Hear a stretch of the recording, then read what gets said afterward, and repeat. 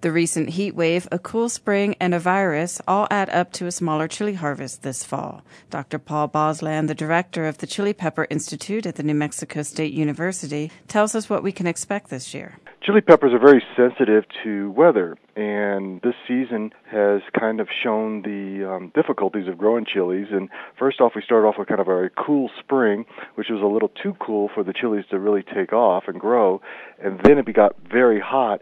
And what happens when it gets hot is the flowers drop.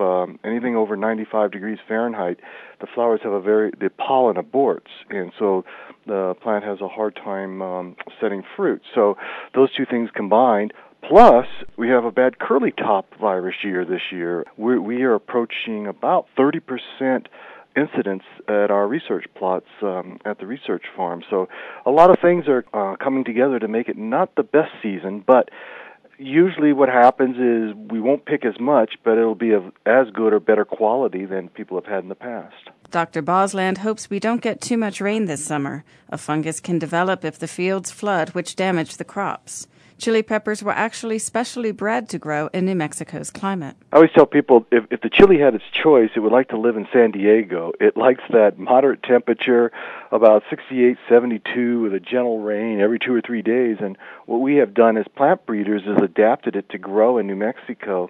And we selected it to kind of grow in the high temperatures, to grow in really what we call alkaline soils. We have what might be considered salty water or hard water. And so we've adapted the chilies, and I think over the 100-plus years we've done a very good job, because the New Mexican pod type is now world-renowned for its flavor and uses in food. Climate change affects chili harvests because the chili is very sensitive to the environment. Dr. Bosland says the chili growers here are the best in the world and that the chili will survive the changes, at least for the next decade or two. Mammals are also the enemy of the chili plant, and that's why the fruit is so hot. In nature, the chili evolved the hot taste that we have when we bite into a chili to protect it against mammals from eating the fruit. Mammals will eat the fruit, the seeds are destroyed, so it wasn't an advantage to the plant to have mammals eat the fruit. Birds, on the other hand, do not taste any chili heat at all. They don't have the receptors that we have in our mouth. They can eat the chili, the wild chiltepines, spread the seed, and so there's a symbiotic relationship between the chili pepper and the bird. The bird gets the vitamins, and the plant gets its seed spread around. But for mammals, it was kind of a dead end for the plant, and so it evolved this alkaloid, capsaicinoids, that cause that burning sensation when you bite into the fruit. The popular Anaheim variety is actually not from Anaheim originally. That chili is New Mexican and was developed in Las Cruces. The New Mexican pod type, sometimes called Anaheim, in the store was actually developed here at New Mexico State University in the late 1800s by Fabian Garcia. He wanted to develop a chili that Anglos would eat. At that time, only the Hispanics in the area, gardeners, were growing chilies and consuming it. So he interbred 3 different types of chilies and came up with what today looks like the New Mexican pod type, released it and called it New Mexico Number 9, and that was really the beginning of the Mexican food industry in the United States. There was a cowboy here in New Mexico that really fell in love with our green chilies, Fabian Garcia's New Mexican green chili, and so he took some seeds with him back to his home in California and started to grow it.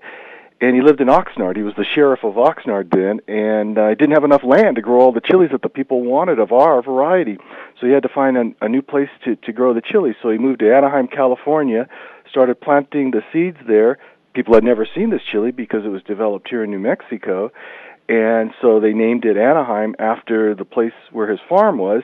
And that farmer and sheriff turned out to be Ortega, and that was the beginning of Ortega food. So really, Fabian Garcia and New Mexico State Universities had a big impact on chilies in the United States. So which chili does the Chili Institute's director prefer? Dr. Bosland is asked, red or green? Myself, I like both. Red is usually what I go for. Red develops a little more complex flavor. And that's really what I've been trying to educate through the Institute people is like eating chili is like drinking wine. It's you can become a connoisseur. Chilies have different flavors, different heat profiles, different aromas. There's a lot of complexity in chilies, and so as you become more and more used to eating chilies, you'll notice that you prefer a certain kind of chili for certain dishes. Dr. Paul Bosland of the Chili Pepper Institute. I'm Rachel Kennedy for KSFR News.